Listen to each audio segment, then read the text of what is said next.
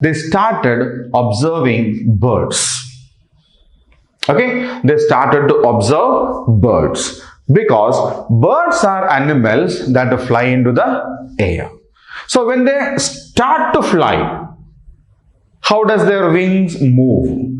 When they are in the air, how do they move their wings? If they have to come down or if they have to take a turn. So Wilbur Wright and Orville Wright, the two brothers, spend a lot of time observing the birds, studying how they adjust to their wings and recording that. Okay, they checked different types of birds because some birds are very small and they won't fly for longer time, but some birds are very big.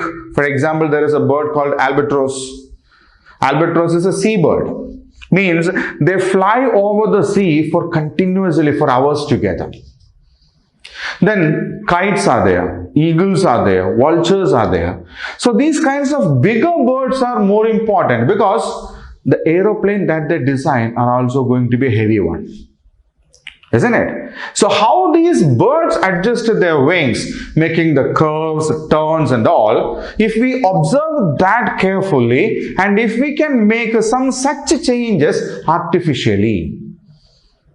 Okay, because in an aeroplane has wings. Birds also have wings, but birds flutter it, aeroplane will not flutter it. Isn't it? Will an aeroplane flutter its wings before it take off? No. But there are some parts in that. Okay. So, Wilbur Wright and Orville Wright spend a lot of time studying, observing different types of birds, how they adjust their wings, how they make the arches, the edge of the wing. If this is a wing, when they have to take a turn, some birds will arch it like this. Can you see? It arches like this. Okay, some goes a bit down. So how they adjust these wings when they are in the flight has to be observed, and how they can bring that onto this particular aeroplane. They spend years together on this research. Right? So for years together, these two brothers, the Wright brothers, spend a lot of time observing birds. So when they soared into the air, soar means to fly off into the air. Right? Once they are airborne, airborne means when they are in the air, how they flap their wings. How they flap their wings. Flap means moving up and down. Okay, and how they control their speed. Sometimes the birds fly very fast. Sometimes they fly very slow, casually, normally. So how they achieve this? Sometimes what happens, it will be very windy. Windy means, the wind will be blowing in very high speed. So how do they adjust themselves so that they can, fly without any problem in the air? And when they are to come and perch means when they come back onto the earth, or when they are about to sit somewhere, how do they adjust their wings? Right? So they observed all these things for years together, and they spend 3 years experimenting them. One after another, changing thoughts, testing, failing, another plan, testing, somewhat achievement, again improvement, failing, another one. 3 years, these two brothers worked hard to make one glider with all the maximum possible facilities of flying it. Whatever they have learned from observing these birds, they have put on that flight. Right? They struggled, but after 3 years, they made a big glider again. But when they were trying to fly this, When they were trying, it was an unmanned one. Unmanned one means there will not be any man sitting inside this glider to control it. Impossible.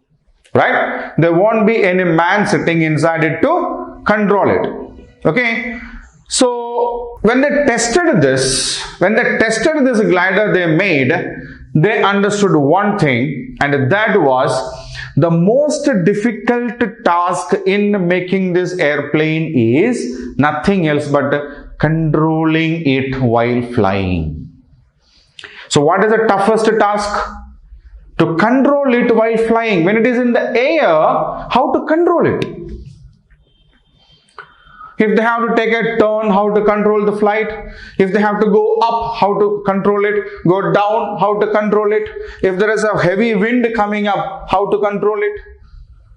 So, controlling this flight without any failure in the air is the toughest task in making a flight. Okay? So, that was one thing that they have realized. But they were not afraid of failure. See, they spent a lot of time, around 1 or 2 years, observing the birds. Then they put their effort for about 3 years. They made a glider. They couldn't fly it successfully. In case, if in the place of these Wright brothers, we were there, what would we do? We will throw all these kinds of things as a waste and we will go and do something else. But Wright brothers were not like that. They were not afraid of failures. That's the most important thing. Years and years, they wasted like anything, but they were not ready to waste it for anything. Okay, if this is not working, let us try the next thing. Change, think, change the thoughts, bring new ideas, try to implement them, be successful. If not one idea, another idea will be definitely successful. So with all these learnings, with all their efforts, they made another glider and they decided to test it. So there is a place called North Carolina in America. Okay. There is a place called North Carolina in America, and there in North Carolina there is a place called Kitty Hawk. Okay, there is a place called Kitty Hawk.